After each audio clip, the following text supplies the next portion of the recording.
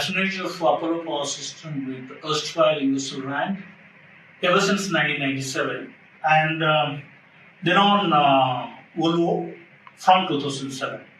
The services offered for industrial maintenance, facility management, and other engineering services like quality assurance, manufacturing engineering, and production systems.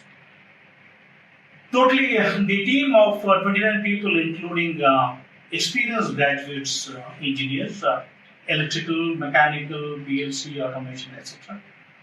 They have been the preferred project executor for the turnkey projects for LT and HT installations.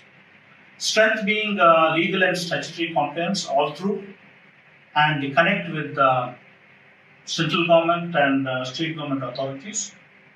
Coming to the team deliverables, the team is completely aligned to Volvo Production System and involved in award-winning industrial projects like energy efficiency projects, continuous improvement projects, safety kaizans, and Pokuyoke environmental care projects. So far, so good.